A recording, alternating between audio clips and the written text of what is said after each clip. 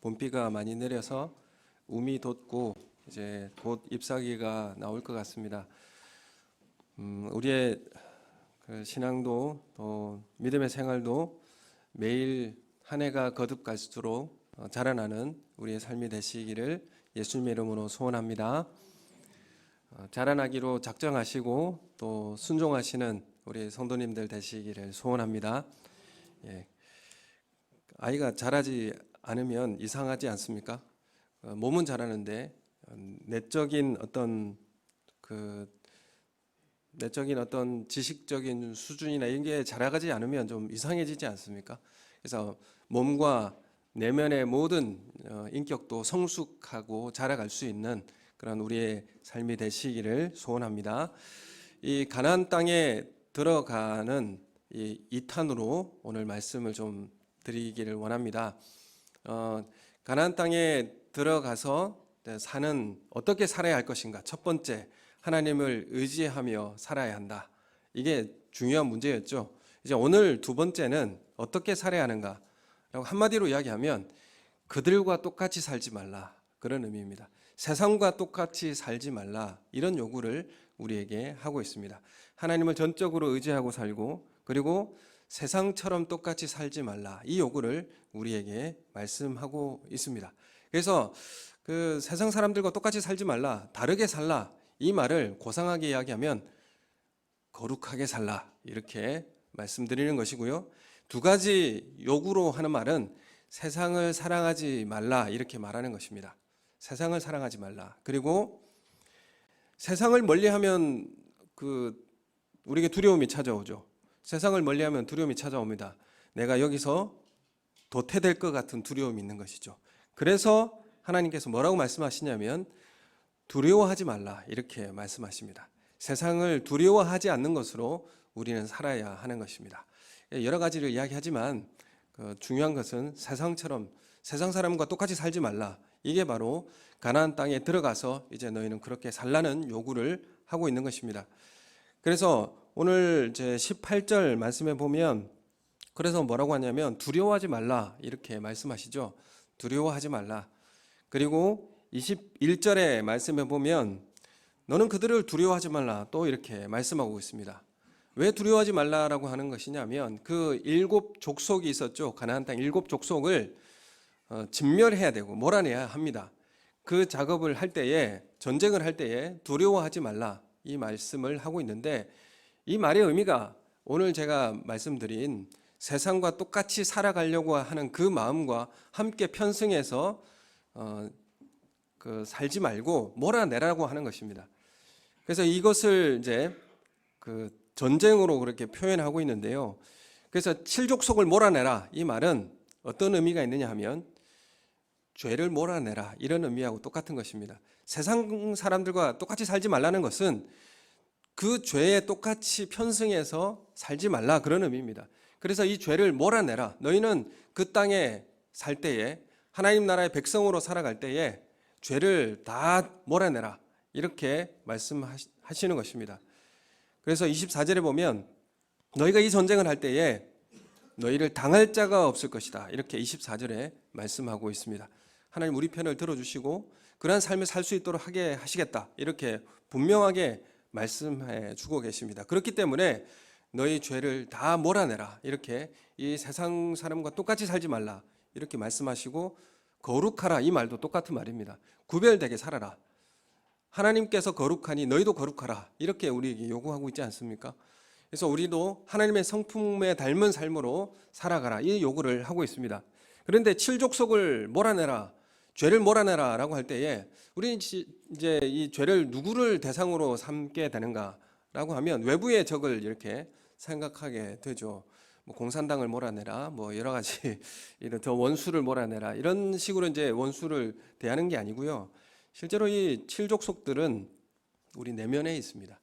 우리 내면의 죄를 몰아내라 이런 의미로 우리에게 말씀하고 있는 것입니다. 외부에 있는 적이 아니고요. 우리 내부에 있는 적들을 죄를 몰아내라 이렇게 말씀하고 있는 것입니다. 가나안 전투에서 아이성 전투를 우리가 잘 알고 있습니다. 아이성 전투에 실패한 이유가 뭡니까? 내부의 문제였죠. 아간의 탐심이었습니다. 내면의 문제로 인해서 그 전쟁을 수행할 수가 없었죠. 승리할 수가 없었습니다. 그래서 우리의 내면의 이 전쟁, 내부의 전쟁, 죄를 몰아내는 것. 그래서 우리가 이 내면의 이 죄를 몰아내는 것은 결국 세상 사람들과 똑같이 살지 않고자 하는 그 노력 가운데 함께 들어져 있습니다. 그래서 너는 그렇게 강하여서 두려움이 없이 행하여 진멸할 때에 25절 이하의 말씀에 보면 25절 말씀 한번 같이 읽겠습니다. 시작. 너는 그들이 조각한 신상들을 불사르고 그것에 입힌 은이나 금을 탐내지 말며 취하지 말라. 내가 그것으로 말미암아 올무에 걸릴까 하노니 이는 내 하나님 여호와께서 가증히 여기시는 것임이니라. 아멘. 거기에서 이제 우상들을 죄를 다 멀리하고 나서 이제 금은 입힌 것을 탐하지 말고 가증한 것을 집에 들이지 말라, 이렇게 말씀하고 있습니다. 그 전쟁을 다 치르고 나서 다시 또 그 세상적인 모습으로 돌아가지 말라는 의미를 말씀하고 있는 것입니다. 너희가 부유하고 힘을 가질 때에 세상이 추구하는 것처럼 탐욕을 가지지 말라, 이렇게 말씀하시는 것입니다. 그러니까 세상을 대표적으로 이야기한다면 탐욕이다, 이렇게 말씀드릴 수가 있는 것이죠. 세상을 두려워하지 말라와 세상을 사랑하지 말라, 이 두 가지 모두 사실 다른 내용이 아니죠. 우리는 이 두 가지를 모두 가질 수 있습니다. 세상을 사랑하고자 하는 마음, 이게 우리 가운데 있고요. 왜냐하면 세상을 외면하면 못 살 것 같은 두려움이 있기 때문에 그렇습니다. 이 두 가지 항상 우리에게 있어요. 그래서 우리가 이 세상이 좋은 것입니다. 우리의 죄악된 본성 때문에 세상의 부패함이 사실은 우리에게 유혹적으로 좋은 것입니다. 그래서 죄가 주는 유혹과 쾌락이 있는 것이죠. 세상 문화와 가치로 대표되는 이 사탄의 통치에서 주님은 우리를 영원한 생명으로, 우리를 거룩함으로 우리를 불러내셨습니다.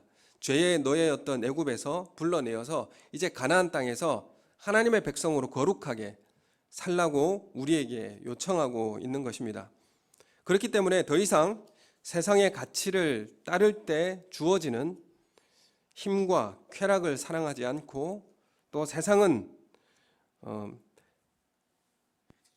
그래서 세상 가치를 따르지 않을 때에 주어지는 손해를 우리는 두려워하지 않아야 한다라고 우리에게 말씀하고 있습니다. 세상 가치를 따를 때 우리에게 힘과 또한 부유함과 또 쾌락이 따라오게 되어 있죠. 이걸 사랑하지 말고, 그래서 그 세상 가치를 따르지 아니할 때 주어지는 이 손해, 이런 것들을 두려워하지 말라, 이렇게 말씀하시는 것입니다. 왜냐하면 물질은 영원하지 않기 때문에 그렇습니다. 그 끝은 죽음이 있습니다. 그래서 우리가 영원한 존재이기 때문에 우리가 만족하는 것은 유한한 존재로 우리를 만족시킬 수 없습니다.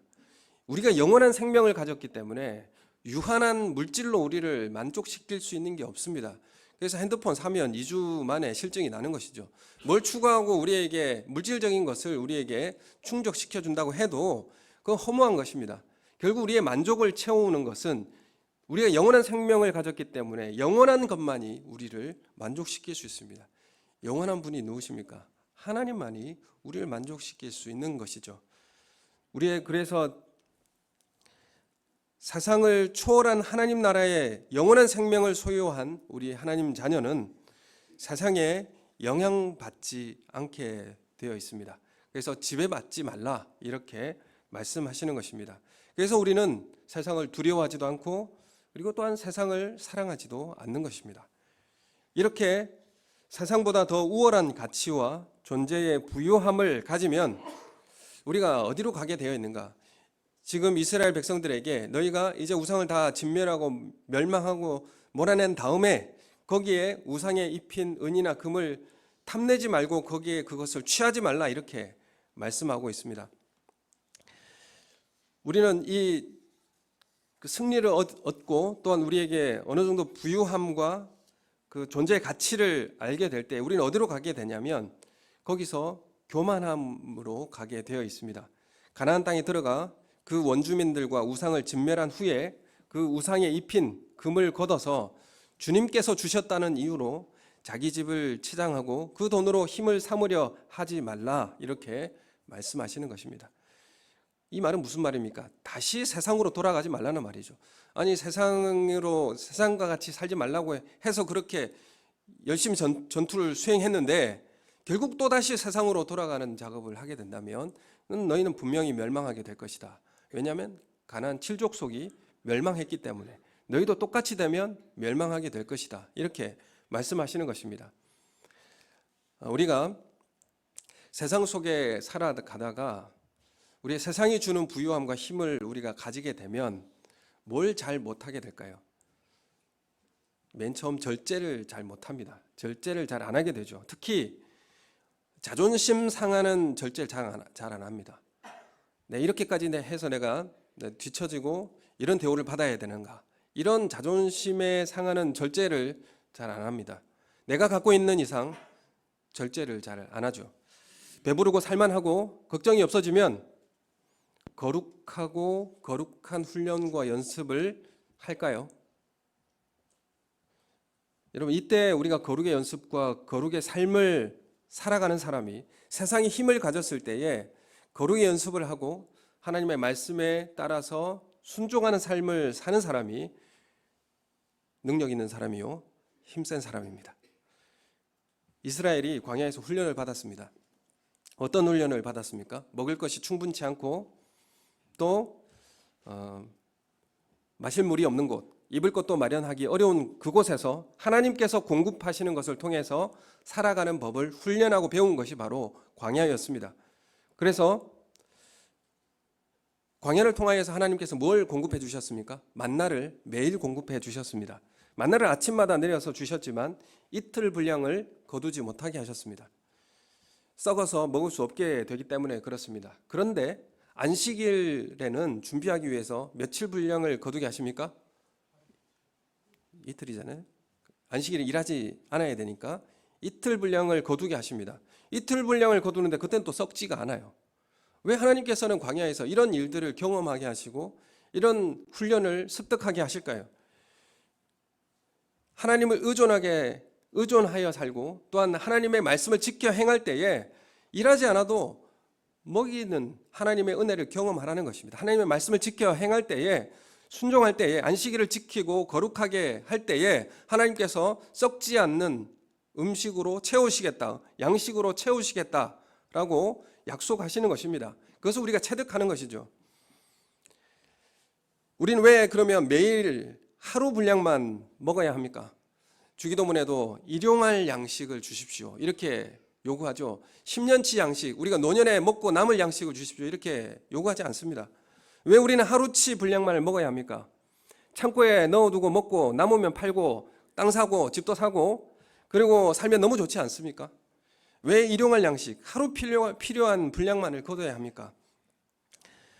우리가 하나님께서 공급해 주실 것이라고 하는 신뢰, 그 믿음을 가지고 이 땅을 살아가라고 하는 그런 의미가 거기에 담겨져 있는 것이죠.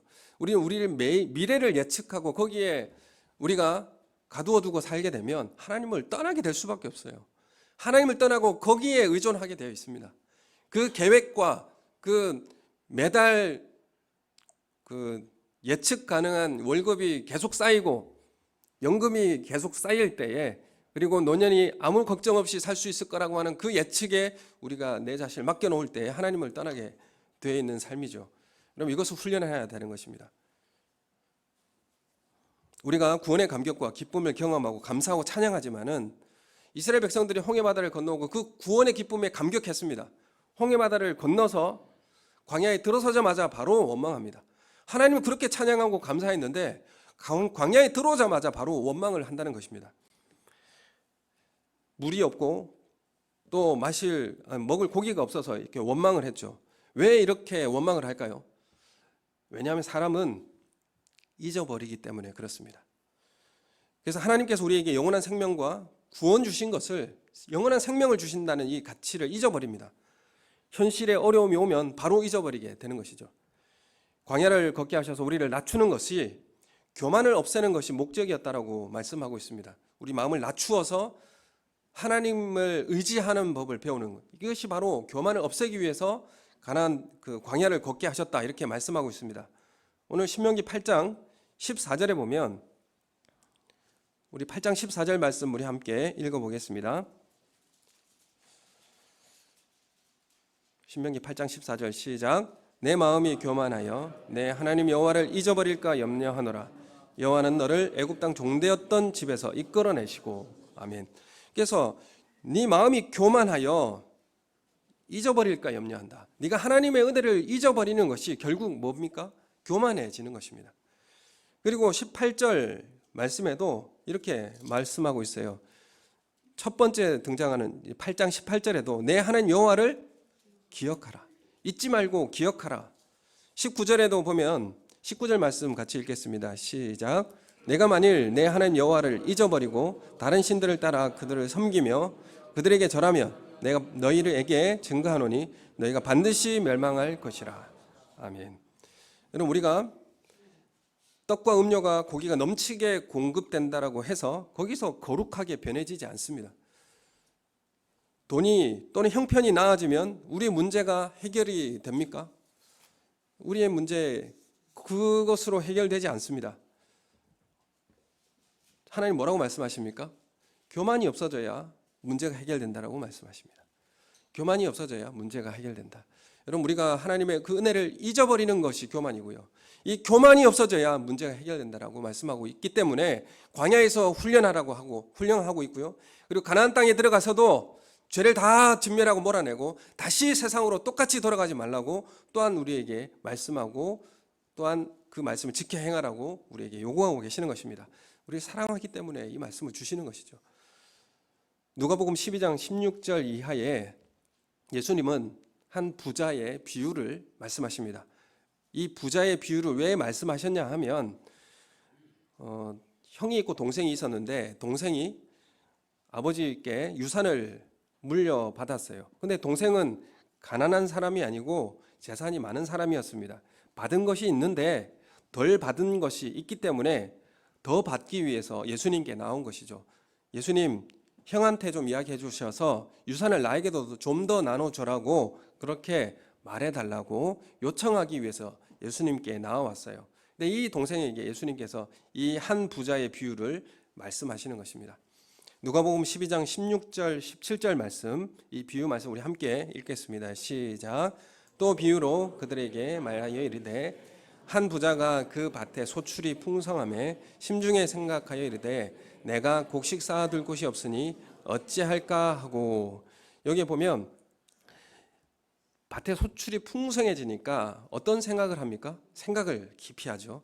생각을 하게 됩니다. 이 생각을 하다는 의미가 어떤 의미냐 하면 이리저리 따지면서 그 생각에 끌려다니고 그 생각으로 밤낮을 사는 것을 말합니다. 이걸 어떻게 해야 되나? 이것을 어떻게 해야 될까라고 골몰하고 그 생각이 그냥 사로잡혀 있다라는 것입니다. 그 생각 이후에 어떤 결과를 이어갈까 하면 18절 19절 말씀 우리 함께 읽어보겠습니다. 같이 읽겠습니다. 시작. 또 이르되 내가 이렇게 하리라. 내 곡간을 헐고 더 크게 짓고 내 모든 곡식과 물건을 거기에 쌓아두리라. 또 내가 내 영혼에게 이르되 영혼아 여러 해 쓸 물건을 많이 쌓아두었으니 평안히 쉬고 먹고 마시고 즐거워하자 하리라 하되. 지금 생각하고 난 결과가 뭡니까? 소출이 풍성함에 그리고 생각하여서 쌓고 쌓아두고 그리고 내가 즐기리라 이렇게 이제 행동하게 되는 것이죠. 이 부자의 생각을 이제 이 부자가 생각한 것 두 가지로 생각할 수 있습니다. 첫 번째는 쌓아두자. 두 번째는 먹고 마시고 즐기자. 이게 이제 부자가 그 생각한 두 가지였습니다. 여러분, 이 부자의 생각은요, 특별한 생각이 아니죠. 이 사람만의 특별한 생각은 아닙니다. 세상 모든 사람들의 생각을 사실 이 두 가지 생각은 대변하고 있습니다. 세상 사람 모든 사람들이 쌓아두자, 그리고 먹고 마시고 즐기자. 이것이 우리의 삶의 가치고 세상이 추구하는 가치이지 않습니까? 이렇게 생각하는 이유가 세 가지가 있습니다. 첫 번째, 쌓고 즐기는 데에 행복이 있다라고 생각하는 것입니다. 참된 행복이 쌓아놓고 먹고 마시고 즐기는 것이 맞습니까? 이게 쌓아놓고 먹고 마시고 즐기는 것에 행복이 없다라는 사실을 깨달을 때 인간은 정말 인간다운 삶을 살게 돼요. 이 진리를 깨달을 때 시간과 돈에서 사실은 해방되게 되어 있습니다. 우리의 마음에 있는 악한 생각에서 사실 자유로울 수 있게 되는 것입니다. 두 번째에 이 주인이, 이 부자가 어떤 생각을 하고 있는가 하면 지금 이렇게 쌓아두자, 즐기자라고 하는 이 생각을 하는 그 근저에는 두 번째로 내 생명의 주인이 나라고 생각하는 것입니다. 20절 이제 누가복음 12장 20절 말씀해 보면 하나님께서 이르시되 이 어리석은 자여 이렇게 말합니다. 이렇게 생각하는 사람에 대해서 이 어리석은 자여 오늘 밤에 내 영혼을 도로 찾으리니 그러면 네가 쌓아놓은 것이 내 것이 되겠느냐 이렇게 말하고 있습니다. 이것이 바로 우리가 부인할 수 없는 진리이지 않습니까? 이 부자는 자꾸 재산이 늘어나자 자신감과 힘이 생기고 사람들이 자기를 우러러보니까 교만이 생긴 것입니다. 그래서 자기 생명도 내 마음대로 할 수 있을 것으로 생각을 하게 됩니다. 내 속에 갇혀서 위에 계신 하나님을 보지 못하는 것이죠. 여기에 생각에 골몰하게 되니까 하나님을 볼 수가 없게 되고 하나님을 잃어버리게 되는 것입니다. 생명의 근원이 하나님께 있음을 잊어버리게 된 것이죠. 예수님은 또 한 가지 생각을 지적합니다. 21절 이어서 보면 자기를 위하여 재물을 쌓아두고 하나님께 대하여 부요하지 못한 자가 되었다 이렇게 말합니다. 결국 이런 삶은 어떤 삶을 살아가게 되냐면 자기를 위하여 재물을 쌓고 하나님께는 인색한 사람이 될 수밖에 없다 이렇게 말씀하게 돼. 결국에는 이런 모습으로 가게 된다는 것입니다. 하나님의 일에 대해서는 가난하고 인색한 사람이면서 자신에게 대해서는 부유하게 되어가는 이런 모습을 예수님은 지적하고 있는 것입니다. 정말 하나님이 원하시는 삶이라고 하는 것은 여러분 우리가 생색내지 않고 나눠줄 수 있는 사람이 되어야 하는 것이죠. 힘을 과시하지 않고 내가 이런 사람이라고 드러내지 않고 나눠줄 수 있는 사람이 되어야 하는 것이죠. 사실 도움이 필요한 사람은 도움을 잘 요청하지 않습니다. 그렇기 때문에 가진 사람이 쫓아다니면서 도와줘야 합니다. 이게 바로 그가 해야 할 일이죠. 부자란 무엇일까라고 이야기할 때에 진정한 부자는 욕망을 채우는 사람이 아니라 만족을 채우는 사람이다라는 말이 있습니다. 부자는 그에 준하는 도덕적 책임과 의무도 가져 있어야 합니다. 존경받지 못하면 부자가 아니라 그냥 돈 많은 사람이라 이렇게 말해야 하는 것이죠. 중요한 것은 그 안에 품격과 인격과 수준이 있느냐라는 것입니다. 돈이 막 불어나고 많은 사람들이 가까이 다가오고 명성이 자자해지고 건강하고 평안해질 때 우리는 무슨 생각을 하게 되는가? 우리는 정말 기억하고 주님의 은혜를 생각하게 되는가? 이걸 잃어버리면 교만의 길을 걷게 되는 것입니다. 그때 생각을 잘해서 정말로 존귀하고 위대한 흔적을 남기는 그런 사람이 있는가 하면 그때 생각을 잘못해서 많은 사람에게 해를 끼치고 자신도 망하는 그런 길을 가는 것을 보게 됩니다. 우리 사랑하는 성도님, 이스라엘 백성들을 가나안 땅에, 가나안 젖과 꿀이 흐르는 그 땅에 하나님께서 가게 하시고 그 땅에 살게 하셨습니다. 하나님의 백성이 되게 하셨죠. 그런데 이스라엘이라고 하는 이 나라를 하나님께서 강대국으로 만들어 주십니까? 하나님께서 이 나라를 제국으로 만들어 주셨나요? 절대로 그렇게 만들어 주시지 않으셨어요. 그런데 이스라엘은 그렇게 되고 싶었어요. 제국이 되고 싶었습니다. 그런 나라를 그토록 갈망했습니다. 솔로몬의 나라, 다윗의 영광을 다시 재현해 주는 그 메시아를 그토록 기다렸습니다. 그러나 하나님 절대로 그 이스라엘을 이집트나 아니면 아수르나 바벨론과 같은 그런 제국으로 하나님께서는 만들어 주시지 않으셨습니다. 강대국이 되어서 많은 나라를 속국으로 삼아 조공을 받고 군림하면서 통치하면서 황제가 되는 나라로 하나님 나라를 소개하고 있지 않습니다. 이스라엘은 하나님 나라를 소개하고 하나님 나라가 어떤 곳인지를 알려주는 나라가 되어야 되는 것이죠. 그래서 하나님 나라는 그 세계의 제국과 다르다라는 것을 이스라엘을 통해서 보여줘야 하는 그런 모습으로 살아가야 하는 것입니다. 하나님은 이 이스라엘을 통해서 강하게 하시고 그리고 제사장 나라가 되는 것이 하나님의 뜻이었습니다. 제국이 되는 것이 목적이 아니라 제사장 되는 것이 하나님의 목적이었습니다. 너희는 나의 제사장 나라가 되어라, 이렇게 말씀하시는 것이죠. 그래서 이스라엘은 상비군이 없었습니다. 군사를 유지하고 관리하고 있지 않았고요. 다윗의 시대에는 인구조사하지 않았습니다. 왜 그렇습니까? 인구조사하는 것은 군사 수, 그리고 세금 거두어지는 재정 얼마 되는지 그거 확인해 보려고 다윗도 인구조사하다가 크게 하나님께 혼나게 됐죠. 그 말은 무슨 말입니까? 이스라엘은 하나님을 의지하고 살아가라는 것이죠. 하나님께서 공급해 주시고 전쟁이 나면 나팔 불고 하나님 의지해서 싸우라, 그러면 승리하게 해주시겠다, 그 약속을 하나님께서 하시는 겁니다. 그런데 솔로몬의 때에 가서 그 의지하지 않고 애굽에 가서 전차와 마병을 데리고 오고 상비군을 두고요. 그리고 외교를 통해서 나라의 평안을 유지하려고 하죠. 외교적 방식으로 하려고 하지 않았습니다. 하나님을 의지하라고 하셨지. 여러분, 우리를 통해서 똑같습니다. 나를 통해서 하나님 나라가 어떤 나라인지 소개하는 제사장 되기를 원하시는 것입니다. 제사장은 어떤 사람입니까? 제사장은 하나님과 연결해 주는 사람입니다. 제사장은 죄를 가지고 하나님과 만남이 깨어진 사람, 하나님께 나아오고자 하는 그 사람을 하나님과 소개시켜주고 하나님과 화해시켜주고 하나님과 연결해 주는 사람이 바로 제사장입니다. 그래서 우리의 삶을 통해서 하나님을 소개하는 사람이 바로 제사장입니다. 이스라엘을 그런 나라가 되기를 하나님께서 원하시는 것이지, 떵떵거리고 힘있고 과시하고 지배하는 그런 나라가 되는 것을 하나님께서 원하시지 않았습니다. 우리는 악착같이 착취하고 경쟁하고 빼앗지 않습니다. 그래서 우리는 그렇게 사는 겁니다. 내 생명 위해서 내가 싸워두지 않는 방식으로 살기 때문에 하나님이 우리의 생명의 주인 되심을 소개하는 것입니다. 여러분, 내가 내 삶의 주인이 아니기 때문에 나눠주고요, 싸워두지 않는 겁니다. 물론 그렇다고 해서 지금 적금 다 해제하라는 것이 아니고요.